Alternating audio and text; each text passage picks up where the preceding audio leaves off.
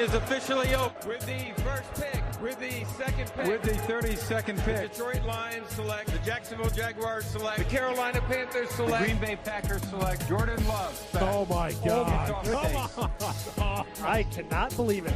One of the best times to draft a quarterback is when you don't need one. Why didn't you get a wide receiver in a wide receiver rich draft? Packers window is closed.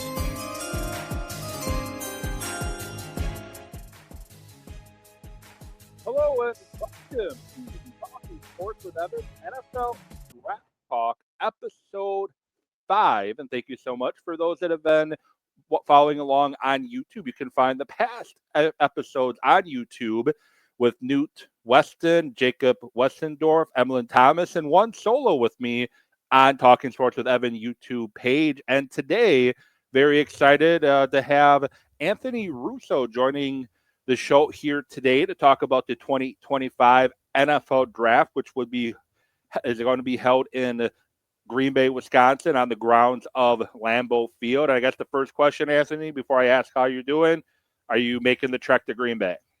Absolutely not. I will watch happily from the comforts of my own home, but I'm sure it'll be a great time.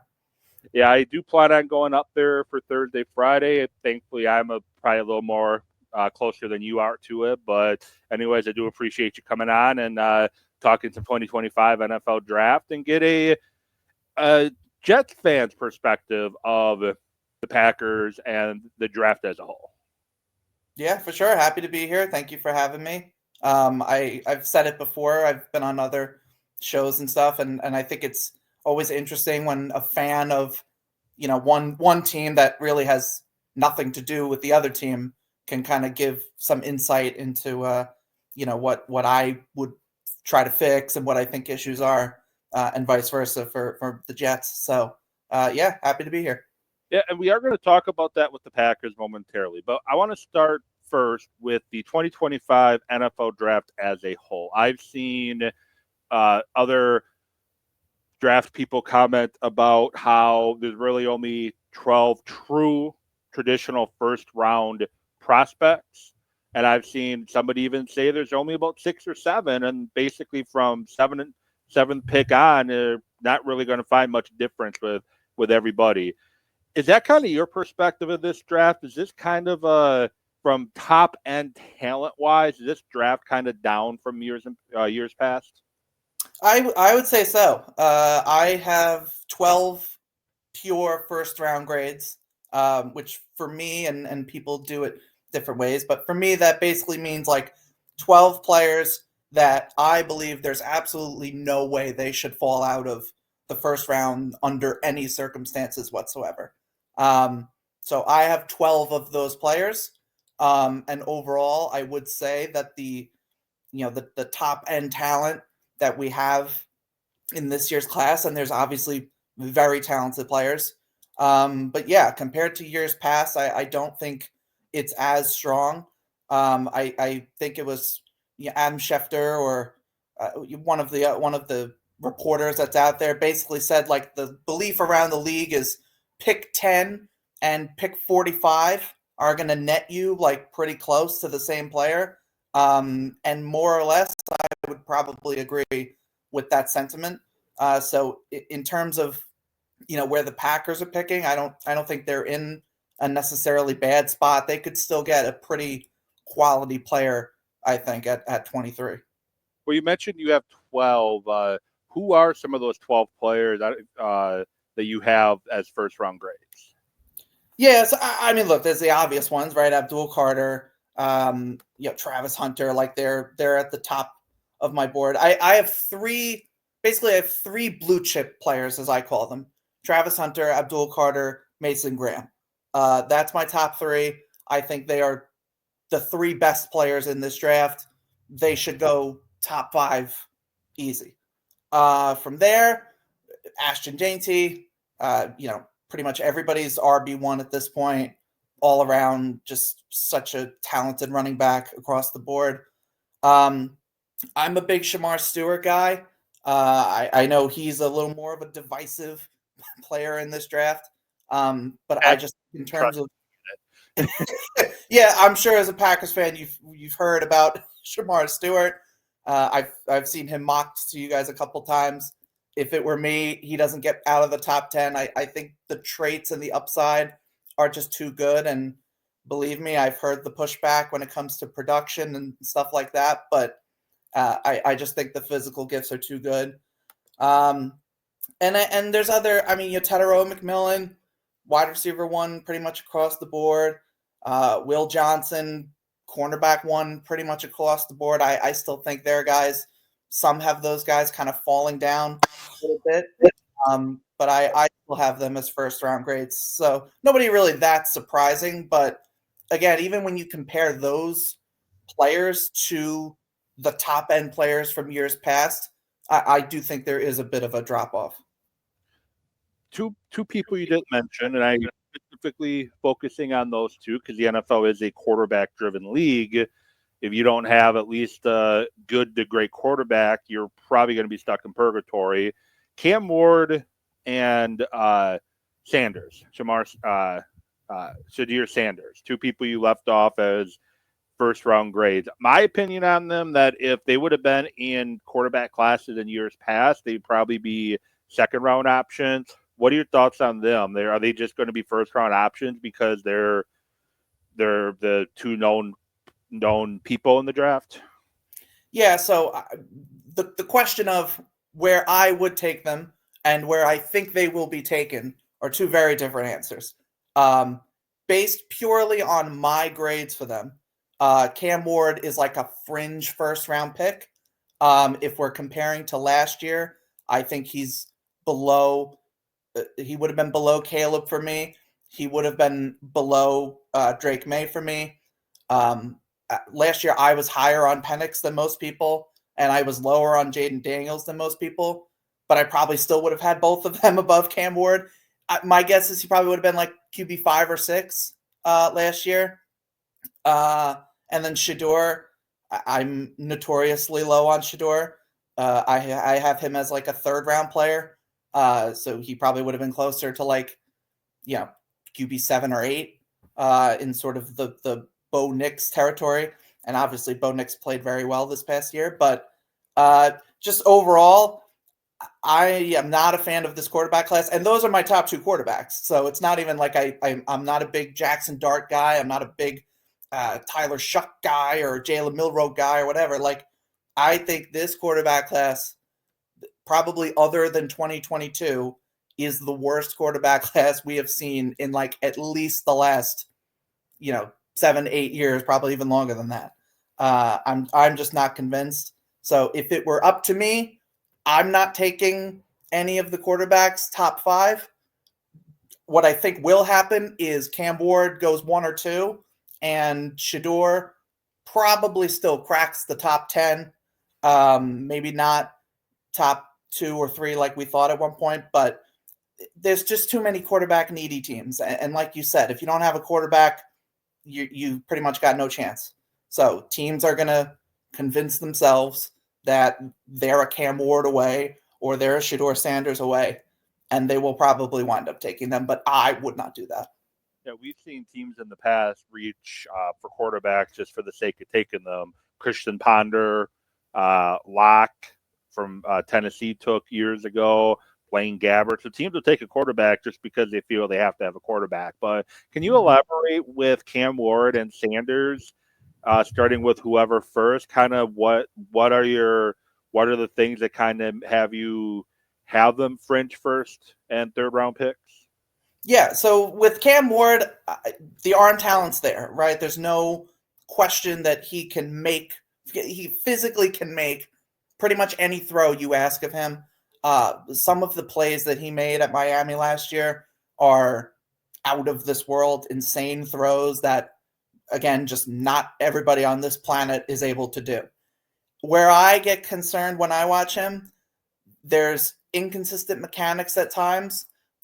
There's a lot of just, hero ball, some throws that you are going to watch and you're just going to question why on earth he would make that throw. What could he possibly have seen that would make him want to make a throw? I think to the Cal game, The interception he threw to Noel Williams that was returned for a touchdown. That throw just makes no sense to anyone watching. And there's quite a bit of that. And I obviously too, Miami's defense was terrible. I don't know how much Miami football you or your viewers watched, but Miami's defense was awful. So pretty much every game, Cam Ward had to crawl out of a double-digit hole to get his team back in it, and he won a lot of those games. But there are just questions again with mechanics and this hero ball mentality that gets him in trouble a lot. Occasionally holds the ball too long. So I think those are, but I think every problem with Cam is coachable, and that's why I still think first round is fine. But he has things to work on. With Shedeur, there's similar issues. Holds the ball too long, takes a lot of bad sacks, and people will always point out the offensive line was bad. It was not a good offensive line. He had no run game, that kind of thing. And I don't dispute that. The offensive line was not good last year, and the running game was not good last year.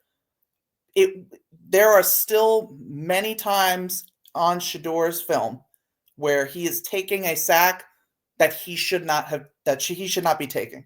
It is either because of just bad pocket awareness or just holding the ball too long, and he does a lot of that. He does that more than Cam Ward does. But the issue also is he does those things, but he doesn't have the arm talent that Cam Ward has. He just doesn't. His arm's not bad.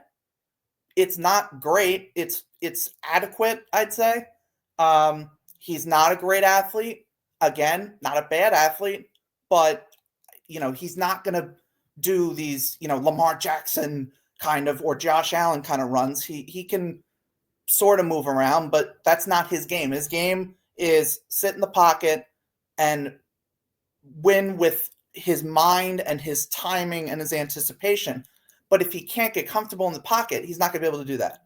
So that's why I think Shedeur needs more help around him to be able to succeed. Whereas Cam, I think, can do more with less because of his physical tools. So that's why I'm not comfortable taking Shedeur in the first round unless I am a team that literally is like a quarterback away and has everything, has the offensive line, has the weapons, has all that in place, then I'd feel better about it. But any team, the Tennessee, Cleveland, Las Vegas, I think that's a bad move to take Shedeur. Well, they're both likely going top 10. Kind of a stupid question because they wouldn't be in the top 10 if they were. Is there a quarterback needy team in the top 10 that you feel is close to having what they need in place to best support one of those two? I mean, probably not. I'd say the closest is if Las Vegas can get one more good weapon, because Brock Bowers is, a revelation, just an out of this world rookie tight end season. Their offensive line, it's not great, but it's also not the worst. If There's also Geno Smith to sit behind too for a season or two. Yeah, well, and that's kind of the thing too. Is I still would, listen. I'm a Jets fan. I know Geno Smith very well. He's not, and I know he signed a 3-year deal, but he is not going to be. At the end of that deal, he's going to be 37. So you could still take a Shedeur Sanders at 6, and if as long as it's okay with Dion, let him sit for a couple of years. I think that would be fantastic for him. Let him sit, let him develop behind, a Geno Smith, kind of learn. I actually think they're pretty similar. I think Geno has a little bit of a better arm, but they have a similar play style. So, if you're the Raiders, you could take Shedeur at 6, let him sit a couple years, kind of do what the Falcons did, but kind of did it the wrong way. But in principle, it was a good idea. You have a good veteran that you can play for 2-3 years, and then have a rookie that you can develop for 2 or 3 years. So you do that, do it correctly. But do it the Packer way, kind of. Yeah, the Packers are masters at it. They've done it for decades now, where they have, they take a quarterback, years before they actually need the quarterback, right? Like they don't, it's the same with the Chiefs. The Chiefs they traded up for Patrick Mahomes. They still had Alex Smith, who was playing pretty good football at that point. Like if you're taking a quarterback when you're desperate for a quarterback, it usually, not always, but usually doesn't work out for you. I don't know if you could hear the intro or not, but one of the comments in the intro, and I can't think of his name, but he comes up in GM interviews every now and then. Used to do Monday Night Football, but he had commented. Louis Riddick. Yes, Louis Riddick. The best time to take a quarterback is when you don't need one, because then you're constantly chasing that position. So we did have one question pop up on X that I'm aware of, because obviously I can't get into my X to check for more, but I'm kind of hesitant to ask you the question, being that you're a Jets fan. With the Patriots signing Harold Landry, do you see them possibly shifting to the offensive side with their pick? I could see them taking a stud tight end in Warren, who's also a really good blocker and could be a dynamic part of the offense, plus a good target for May. And that was from Vic at Night Reader 101. So, okay. Could I see the Patriots picking an offensive player at 4? Yes, absolutely. Do I think the signing of Harold Landry impacts that decision? No. Harold Landry is, he's old and he's not 100% healthy. He had, I think it was like 8 or 9 sacks this past season for Tennessee. But it's almost like it's sort of misleading in a way, because he's actually like not a great pass rusher. I think he managed to get a decent number of sacks because he was like their only decent pass rusher this past season. But yeah, the Harold Landry doesn't really change the Patriots' makeup for me all that much. I think if they were gonna, if let's say Abdul Carter gets there at 4, I would still very much think they could take Abdul Carter there.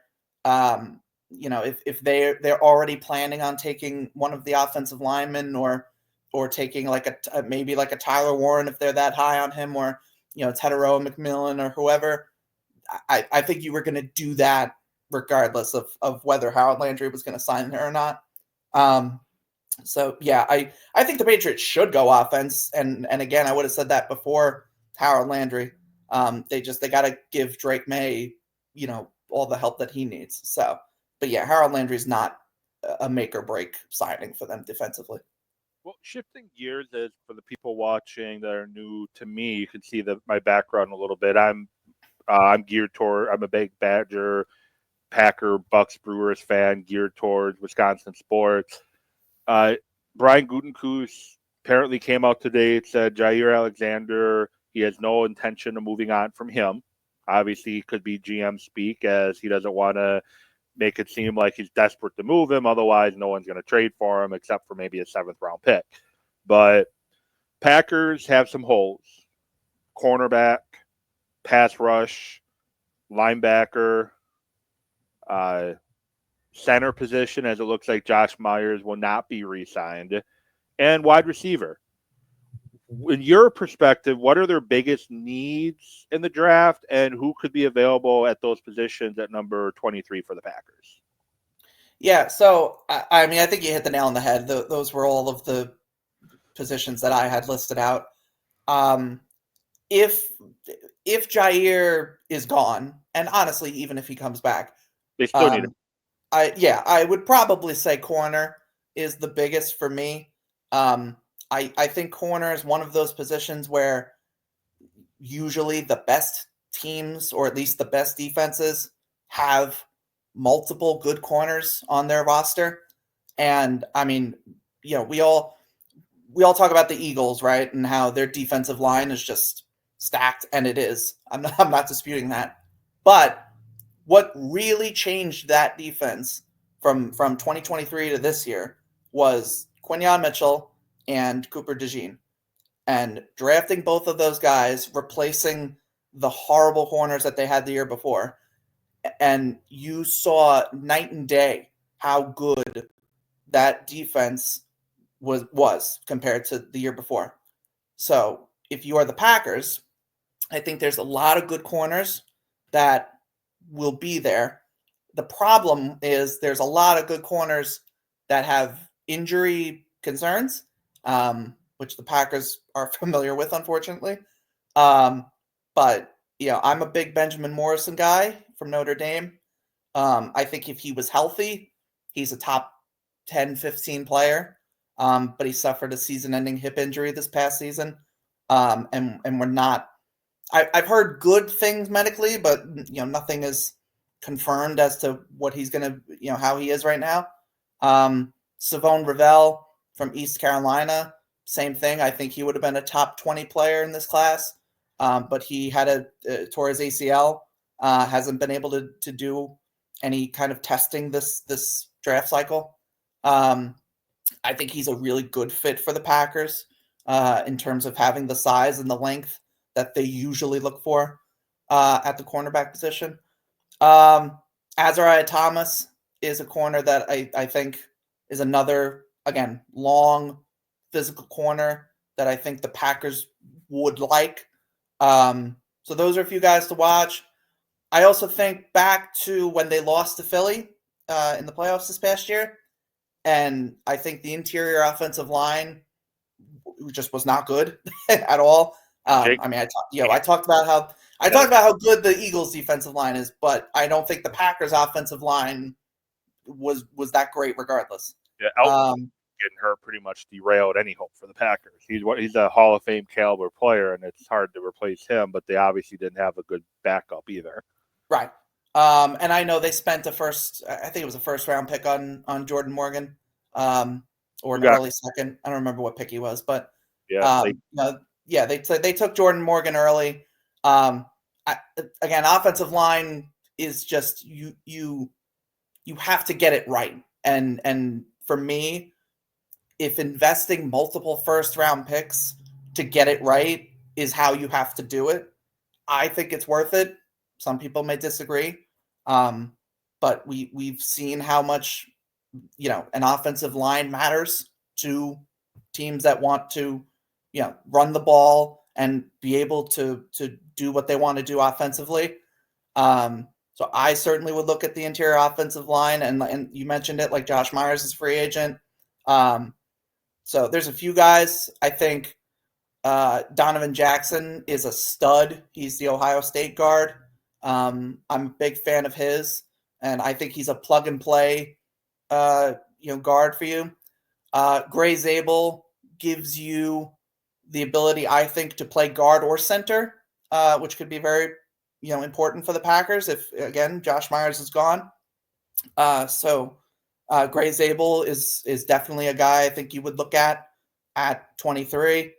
Tyler Booker, if he's there, I don't think he gets to 23, but he's probably the best pure guard in this class. So he's one that I think you could potentially look at as well if he falls a bit. But yeah, if it were me, corner, interior offensive line are the two that I would target early. I think defensive line is so deep that you can wait till day two and still get a really quality either edge or defensive tackle. I think they're the deepest groups in this class this year. So I don't think you need to force one at 23 unless you're just a really big fan of them. Same with wide receiver, but kind of for a different reason. Wide receivers at the top aren't that great.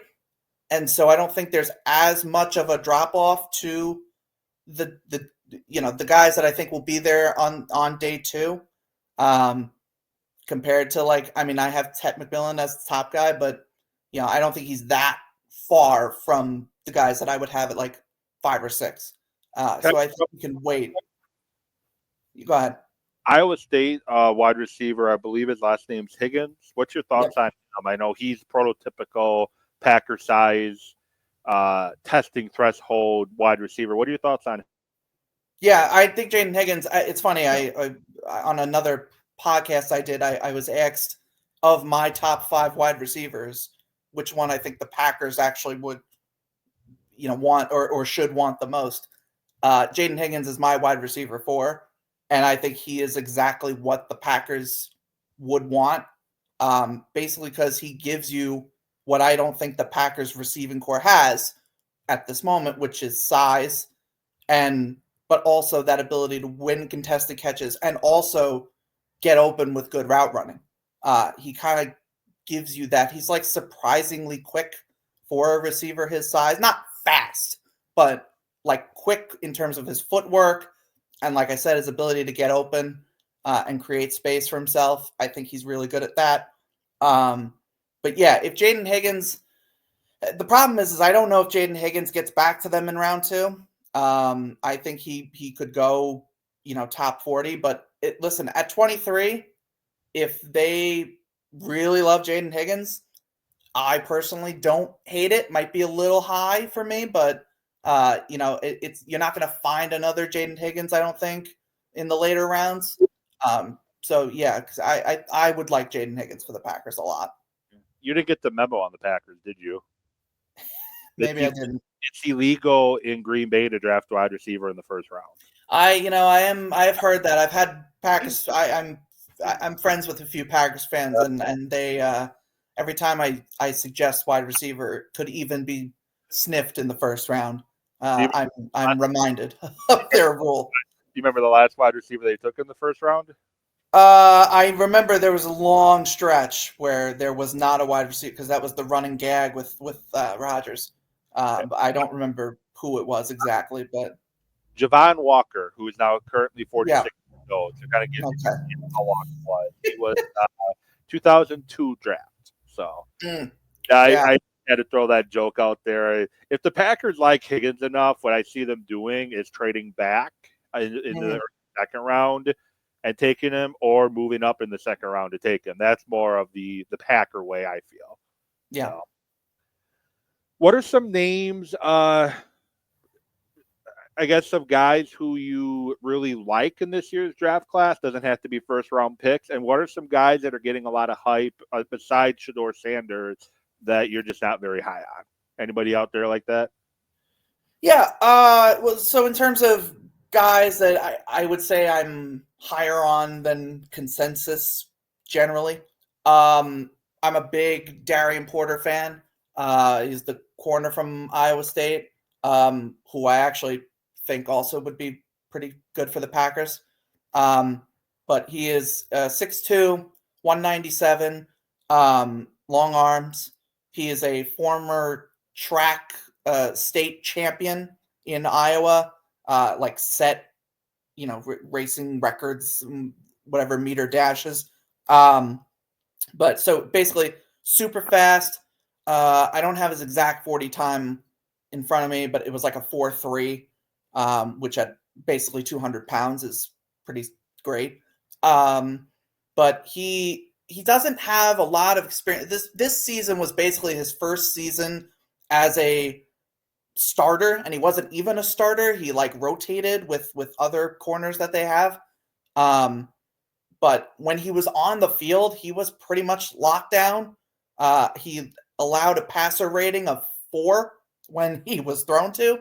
I think really the only question with him would be, for me at least, is the amount of time he played. Why was he not on the field more? And also just, he has technical flaws just because I don't think he's played a lot. But in terms of the physical side, checks every box. In terms of, he's again, super athlete.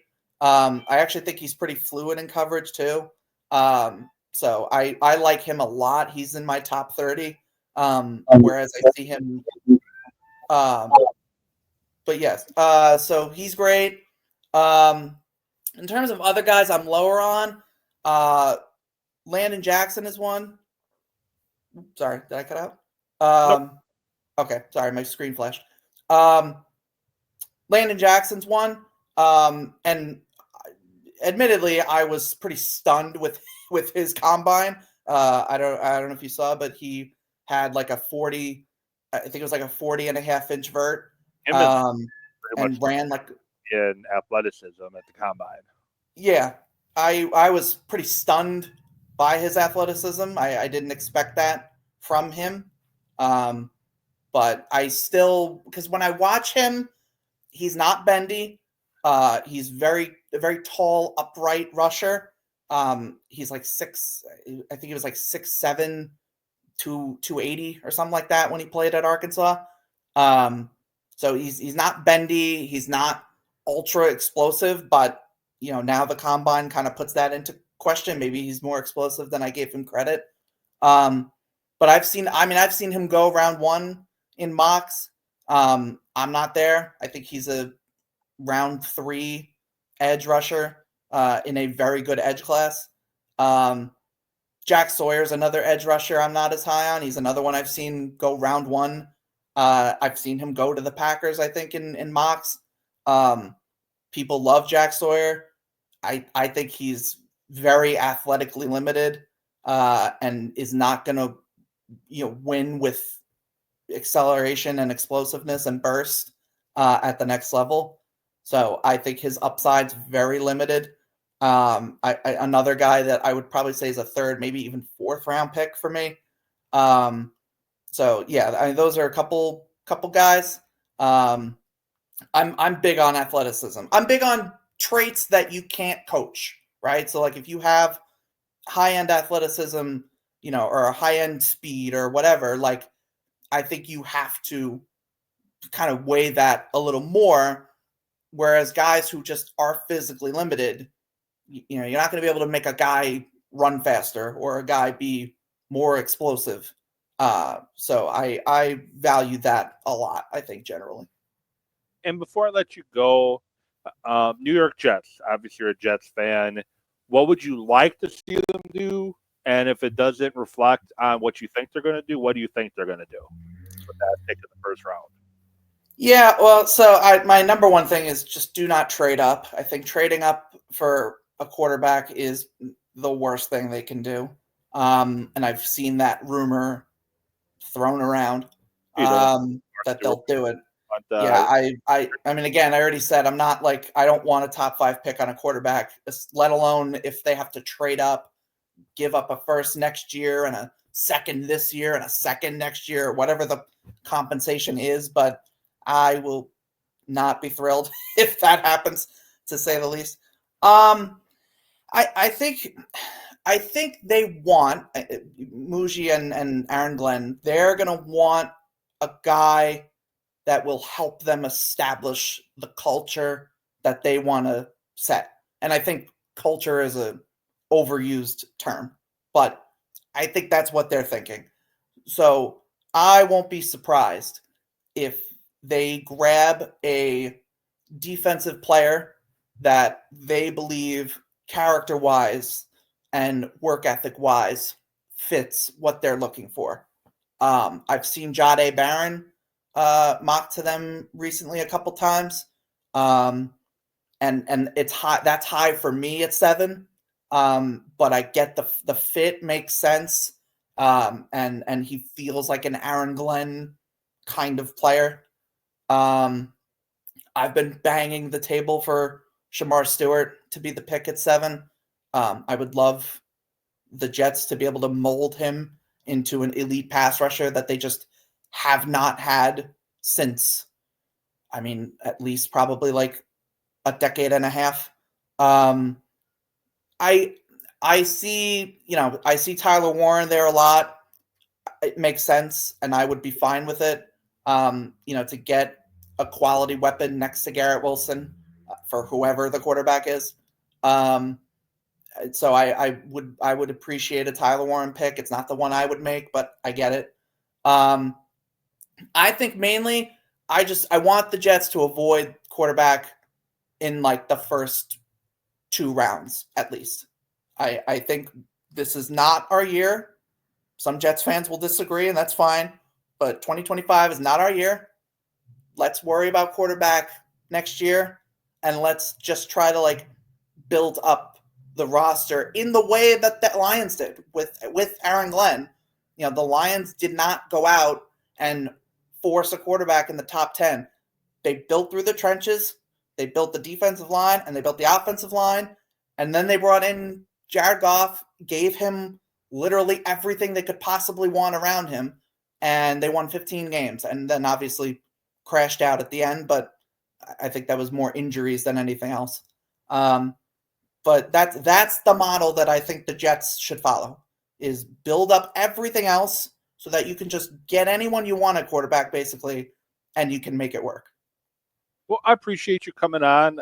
Before we do go our separate ways, if you want to let us, the viewers know where they can find your work, find your thoughts on NFL draft and whatnot, feel free to share that with our viewers. Yeah, for sure. You can follow me at Anthony_Russo97. When X is working, I am posting NFL content, draft content, and whatnot. So yeah, you can follow me there. And I do want to say he is a must follow for NFL draft content, so please do so. Well, appreciate you coming on. I did mention earlier before we started live that you are now part of an exclusive club that currently only 2 fan bases are part of right now. It's the He's Not Our Problem Anymore club. And that is, as grateful as I am for the Lombardi Trophy and the fun times, I'm grateful that the drama and headaches that came later in Rodgers' career, that he's not the Packers' problem anymore, and I'm sure you feel the same way. I am truly honored to be a part of this club, 100%. And again, not to down, for a Packer fan perspective, not to put down one of the best players in team history. It's just tail end of his career. Got a little bit of a headache dealing with some of the other stuff that comes with it. But with that said, you can follow me obviously here on YouTube, Talking Sports with Evan. The Facebook is the same. Or when X is working, at Evan Witt Sports for any of my thoughts or commentary. And then for the weekly show that'll be live on X, Facebook, and Twitter, either going to be tomorrow or Thursday, just working out a couple potential guests for this week. But with that said, thank you for tuning in. Episode 5 of NFL Draft Talk is complete, and we'll be back with you next week with another edition of NFL Draft Talk as well.